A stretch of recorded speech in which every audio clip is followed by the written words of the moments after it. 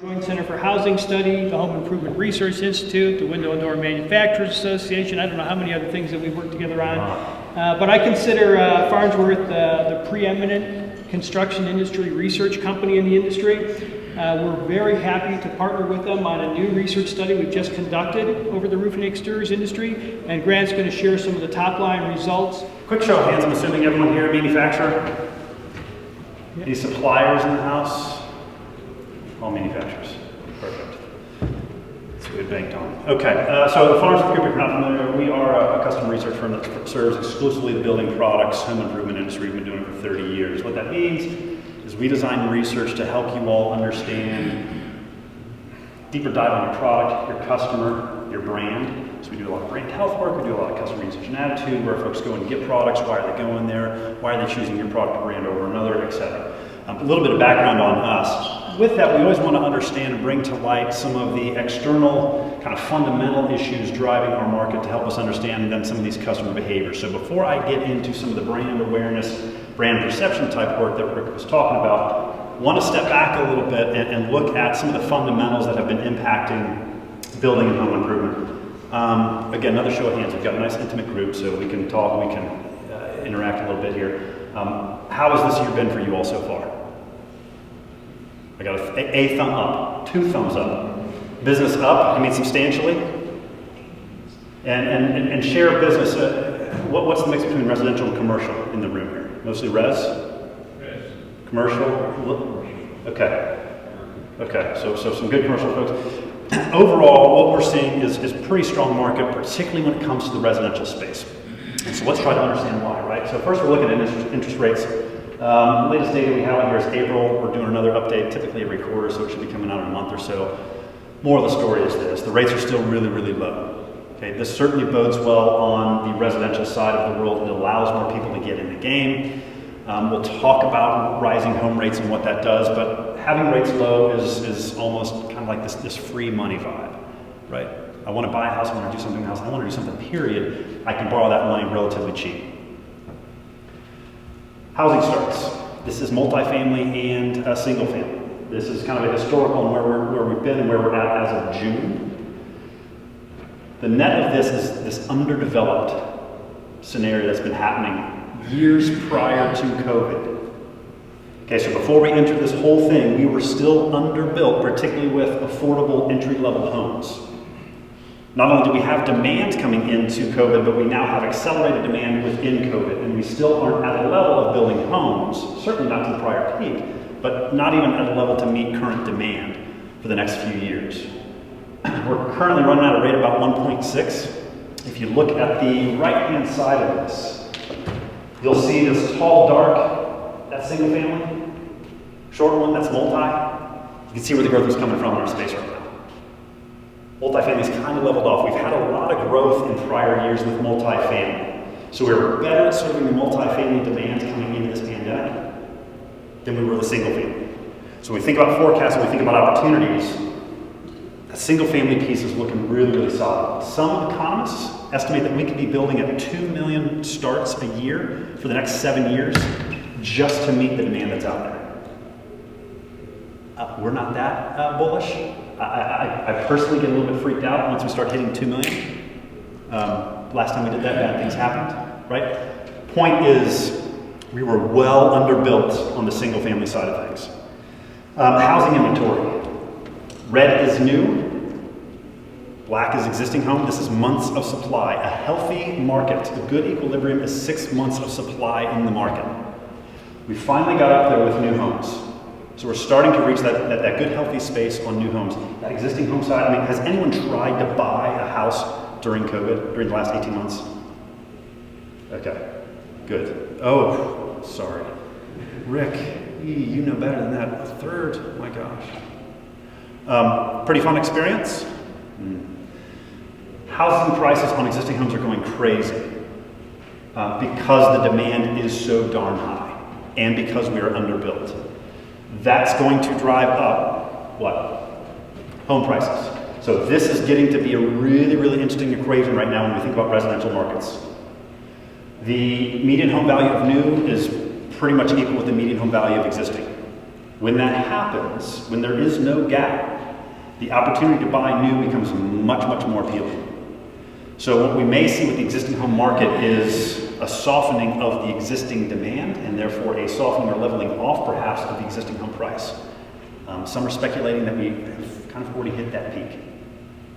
So when you think about the prior, call it 4 to 5 months, is when you had 20% over ask type stuff happening on houses that went on the market within 24 hours.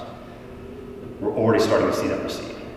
Okay, and this is why. Why am I going to spend all this money on a home 5 blocks away that's been there for 70 years that I need to put a bunch of money into if I can just go build a new for the exact same price? Okay. We've had this gap for a long time, and we're coming out of the recession. This gap has been pretty wide because builders were going after dollars and margins and building expensive homes rather than building affordable homes. That was creating this gap. And so if I'm going to get a 2,500 square foot home, which price am I going to pay? That gap is closed, so we're going to see a shift in where the customers are going to start going, new versus existing. Okay, let's look at non-residential. There are several things that are impacting non-residential, similar to what is happening in residential space as well. Certainly the price of products, price of materials. We're seeing this with home builders as well. Some categories have started to level off, come down even a little bit. If you look at lumber, if y'all are tracking lumber prices, so that bleeding is stopped at least a little bit. This is yet to be determined. Will this emerging inflation continue as factories and things come hopefully back on board, as hopefully employment gets better and getting people into jobs and we can start producing and shipping and driving product around? Will that price pressure subside? Hopefully. But that's a big, big variable you should be paying attention to. I'm sure you are because you're making this stuff. You're all too familiar with this. Supply chain. Show of hands, supply chain issues? Anybody? Right? So there's a lot of moving parts right now, and this is also going on in residential. So this is not just isolate to commercial, y'all. Be paying attention to these things because it's driving not only demand, but it's driving brand shift. It's driving supplier shift. Right? Labor, this is really, really tricky. It's not just our industry, and that's something we got to be aware of. It's hospitality. I mean, it's everywhere. It's healthcare. It is everywhere. It's education. The percent of labor participation is at its lowest point that we've been tracking for like the last 15 years. There are just a boatload of people on the sidelines. Will they come back into the game? We don't know. We keep thinking, well, once the stimulus checks stop, right? Once the evictions start happening again, people are going to wake up and, I probably should go find a job. We're all still kind of waiting. I mean, again, show of hands, who's having trouble filling factories? So there's a lot of these variables, y'all, that I'd love to say, well, give it 18 months, but I feel like that's been like the theme of the pandemic. Oh, we'll be fine in a couple of months. We'll be fine in a couple of months. Delta's here. All right, cool. We'll be fine in another 6 months. I don't think anyone has the answers to these. So what we talk a lot about with our clients is, what are you doing on the product side? What are you doing on the digital and communication side of things? How are you shifting your business to be a little bit more efficient? Because the contractors need efficiencies as well, because they're struggling with this, not just manufacturers. Okay, so a lot of inputs going into the non-residential side. You can see forecasts. So we put together, this is on the left-hand side is AIA. A friend of ours called Kermit Baker, who's their chief economist, wicked smart dude out of Harvard. They put together what they believe to be the forecast for the non-residential industry. On the right-hand side, you have companies like Dodge, Construct Connect. They're actually looking at jobs and what's going on, permitting, etc. You can see for 2021, this was put together in June, July timeframe. Okay, so 2021, we're certainly down a little bit, kind of across the board. Not the end of the world, but then expected to regain that next year. Keep in mind, this was June, July. In the last 2 weeks, all of a sudden a lot of shift is happening, right? Shift is happening. You can probably take one letter out of that word shift and you can say the same thing. So a lot of stuff has happened, again, over the last couple weeks. So is this going to get revised and pushed back another 6 months? Maybe. The good news is we are seeing some return to some of those non-res projects, and a lot of it is coming in the form of retrofits. Particularly when we think about health and wellness, office buildings, hospitality, etc., trying to accommodate kind of this new world, this new environment. Okay? So think about that retrofit market probably more so than the new construction opportunities within your business. Cool. Any questions on that? I mean, this is a small enough group. Any questions, thoughts? What about the whole infrastructure builds? So, you know, and we listed that here. So, construction will benefits from that. So if that goes through, however that goes through, whatever that looks like, you know, there's a lot of benefits coming for the construction market. A lot of heavy construction, but it's still, that's money that's coming towards our industry, which is really, really positive. So we could have some things that offset some of the inflation, some of the supply chain issues, some of the cost. And so you know, we might have some funding, Rick, that comes into our space that could be very, very helpful. Other thoughts either on the residential or commercial side? Okay. I do want to touch on the contractor world. We were doing, on a weekly or monthly basis, a tracker throughout COVID talking to a variety of residential contractors just about their business, what's going on, to just try to understand, are things coming back, are they not? This is a question we asked, have you canceled or stopped any jobs over the past week or past month for any reason whatsoever? And as we continue to move away from last March, the percent saying yes kept coming down. In fact, in June, year over year, we were down almost 30% saying that they've had any cancellations or stoppage. Really, really positive stuff. What I'm trying to do with these next few slides is actually have some optimism and some hope for the next few years. Downside is this, though, right? So as we talk about supply chain, we talk about prices, when we ask, you know, what's causing the delays, the things that kept creeping up were that blue one, which is, you know, homeowner concerns about money and finances, so this budget piece, and that's not just residential, that's commercial as well. Funding of projects. Right? Where's it going to be coming from? Shoot, this COVID thing keeps extending. I'm a little bit nervous. Right? And number two that kept creeping up was the ability to get materials. So it's not always lack of work and lack of opportunities, but I just don't have the materials or labor maybe to get it done. Project requests, they continue to go up, and we see this on the commercial side as well. More on the retrofits for commercial side, and we see new and existing projects coming back on the residential side, much more strong. And then we have a contractor index that looks at their overall sentiment for their business, for the industry. Again, this is a variety of contractors. Exterior contractors is where we have our roofers. So your confidence in companies' ability to get business over the next 6 months, we're now back to what I would consider pre-pandemic levels when we think about contractor confidence. This is really, really important for you all to understand because that's the mindset they're in. Right now, they have a lot of business. They have a lot of opportunities coming in the door. They're telling us their quality of leads are better than they have ever been for the last several years. It's not people kicking tires. It's people actually doing projects with the intent of doing projects. Again, they can borrow against their house if it's residential for virtually nothing. Oh, and by the way, they have more equity than we've ever had in this country in existing homes. Boatload of money in their house, and they can borrow against it for free. Okay. So contractors are extremely confident. What does that mean for you as the manufacturer? They need help managing their business. They don't need the cheapest product for the sake of being cheap. They need help. They need it on time. They need it replaced. They need it accurate. Right? They need support. They need services today more than anything because they have such a healthy business right now. During the recession, it was opposite. I just need something cheap. I just need something to do the project. Like I can't afford anything other than that. The reverse today. So be mindful of their headspace as you think about your product development, as you think about your branding, as you think about your service and support. Okay. Case in point. So this is put together by our friends at Evercore ISI. They are economists, but they look at a lot of financials. So a lot of reporting of Owens Corning, GAF, public builders, commercial side, all those cats. So they look at the numbers on what's being shipped and what's being sold.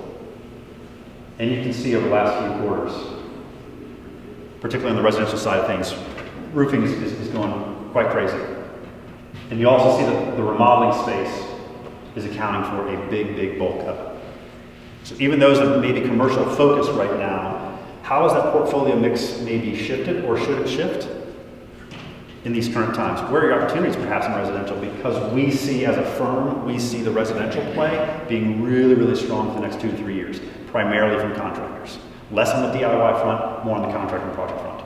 The commercial side, I think we're going to see a little bit of a return over the next 2 to 3 years. I think it's going to be relatively flat. And a lot of that has to do with the volume that we were building prior to COVID on the commercial side was keeping up in part with demand. It's certainly keeping up with demand more and better than the single-family home site was. Okay? So a little bit of lay of the land. Any disagreements, arguments, questions? Is that helpful at all? Okay. So, fun stuff. Let's look at company names and see who wins. We talked to several hundred roofers that have either attended the show or are currently attending the show. So the people that are going to be walking around these floors the next few days is who responded to this research. You can see a mix of the work that they do here, so kind of maybe like this room, a little bit of residential, a little bit of commercial, okay? Number of projects they do, again, it's going to vary if they're res, existing, new versus commercial, etc. But just a quick snapshot of who we talked to do this research. Wanted to call out supplier usage. Who thinks that commercial roofers walk into Home Depot or Lowe's on a pretty regular basis? They do. Okay, so as we look at home improvement stores, those doing 5 million plus, 70% of those that respond to the survey doing over 5 million in revenue a year shop Home Depot, Lowe's. Now, the share of their purchases from Home Depot, Lowe's is only 7%. So the bulk of their dollars are still going to building material dealers, specialty, or direct manufacturing. But what we find interesting about this is the opportunity. This idea that, well, if they're walking, we've got best relationship with Beacon Roofing, and we're solid with specialty suppliers. We are it. We know that game, and the specialties, contractor, we've got it. But there's opportunities elsewhere, and to think that they aren't going elsewhere may cause you some problems. Particularly as we see Home Depot and Lowe's investing big time in supply chain. Right? Home Depot just commandeered their own Freightliner a couple months ago. So you bought a ship to fly to float from China to the U.S. just to make sure that your products get priority. Oh, that's interesting. Right? Why do you think you see a lot of LBM consolidation right now happening in our industry? Is so they can put a boatload of dollars behind this logistics and supply chain piece to be able to keep up and stay with some of the things the bigger players are doing. Okay, so this isn't to say that we're going to see migration away from building material dealers. That's where roofers are still primarily going for their product. It's to say that if Depot and Lowe's and some of these home centers start leveraging the opportunities of that foot traffic, we could see some subtle shifts in this picture. Does that make any sense whatsoever? Okay. And this is about distribution strategy, right? I'm sure you guys have a lot of conversations internally about where do we need to be, where's the customer, all that good stuff. The customer is going to multiple places, on average 3 different suppliers. Okay? Same picture by type of work, so residential versus commercial. This aligns with small versus large, so the larger they are, the more likely to be commercial. Therefore, the more likely they are to be with specialty supplier, manufacturer, or LBM. Okay? What are they buying? So these were all the categories that we tracked in this research. Are you buying this stuff? If you are, what brands? All this fun stuff. So we can see that there's a lot of activity going on in what they're purchasing. On average, pros are buying about 13 products on a regular basis. So this was in context of, what are you buying regularly? Not just once a year, but several times a year. Then you'll see that there are a variety of products. So again, as a manufacturer, particularly in your product development side of things, where might some opportunities be? Maybe it's acquisition. Maybe it's product development internally. Maybe it's just partnering with. What are you bundling with your supplier, given where you play? We broke it down a little bit further and said, okay, great, let's say you're in metal roofing. Those are the top 3 things that they buy. For those that are buying metal roofing, there's 3 other things that they're buying on a very regular basis, and so forth. So again, we can look at this data to try to understand some of the purchase behaviors to understand where our opportunities may lie, given our category. So if I don't make roofing in the layman's, but I do make a heck of a lot of metal roofing, gosh dang it, do we need to think about that? Who do we use for underlayments? If they're buying underlayments, then they're buying metal roofing. So how are we connecting those dots with that contractor? Okay? What's driving their purchase decisions? And this is holistic, right? So this is across kind of all categories. I would encourage you all, if you're not already doing research, I know this is a sales pitch, but you'll just have to deal with it. I would encourage you to really dig into your customer to find out within your category what this hierarchy is, and to unpack quality. Quality can mean a lot of things. But holistically, when we think about all the roofing materials that are being sold out there that you guys sell and how roofers make decisions, quality is certainly up there at the top. For 30 years that we've been doing this, it usually is. I want to call it availability. So historically, when we're tracking these types of attributes, availability is going to be somewhere in the middle. It's not the most important thing to me in the world, but it has to be there, so it's not unimportant. To see it basically in the number one spot speaks volumes. And I'm sure you all are talking about this internally, but I can't hammer home enough this critical discussion around availability with the trades. And just because you may not have product available as quickly as you'd like to have it doesn't mean you should avoid the conversation. Full transparency right now with your roofers and with your contractors is going a long, long way. Don't avoid this conversation. Don't BS it. It is critical to their business right now. And they just need to know when they're going to have it, and you need to deliver at that point. If it's 6 weeks out, it's 6 weeks. Tell them. How are you helping them with technology to keep track of that order? Where is it at? It's 3 days away, it's 2 days away, it's 1 day away. So start thinking about these services, again, I said this from the beginning, the service support level that they need and how you can support them on availability even if the product isn't in store today. Okay? The rest of these things, durability, ease of installation, pretty common. You'll see price in the middle. So again, if this was 2009, 2010, prices at the top. So these things do shift depending on the type of market we're in. Hopefully we see availability drop 3-4 years from now. That means we figured some stuff out. Or they've just become complacent and it's totally normal. Okay, that at least gives you a sense of kind of the overall, what are they using to make their decisions when they think about some brands. So specifically to asphalt shingles, what's important? Here's the availability, number one again. And we've seen over 30% of contractors shift a brand due specifically to availability. So it's either terrifying to you if you're a GAF or OC, or it's so exciting if you're an entry-level brand, someone just trying to penetrate. That's a lot of shift. Almost a third of contractors changing their brand that they've never used before. These are pretty steadfast guys, you know, they're not change agents. Availability is causing a lot of brand shift and channel shift. So we certainly should be paying attention to it. All right, let's start calling people out. Brand familiarity. So this is, and first of all, I know GAF isn't here. I'm pretty sure OC isn't here. Anyone else? Certainty? OC's here. All right. So brand familiarity. From our benchmarks, again, 30 years of doing this, when we see 70% plus, that's really, really strong. 50 to 70 is moderate. We've got a lot of strong brands in this space. I don't think that's a surprise to anybody. What are the brands we currently use? It aligns pretty close with familiarity. And same does brand share and brands that use the most. Quality, it's still staying with those top 3 brands. We want to see 8.5s plus when we think about good quality ratings. So it's not that these brands are underperforming. Certainly no one's killing it from the perspective of the roofer. Okay. Going to show you another category, and there's all these categories are available. Some have smaller sample sizes than others. As Rick said, if you want the full set of categories and all the brands and where you place and all that good stuff, get your card to Rick. If you have questions on how we do this research or research for your business, certainly come talk to me. Liquid roof coatings. So similar thing, what's important, right? Hierarchy isn't really changing much. But here's what's interesting. So we've definitely got a lot of brand awareness.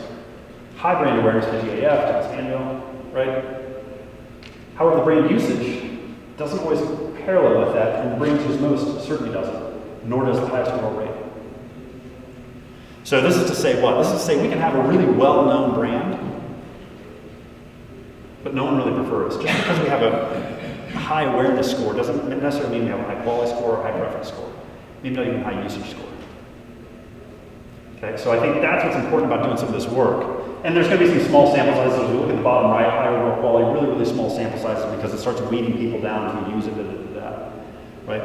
But the narrative here is don't just assume because everyone knows who you are that they use you and love you. And conversely, I mean, there's some on here that have moderate awareness but have really good quality scores. So there's something to be found there. Gosh, why aren't we shouting this from the rooftops?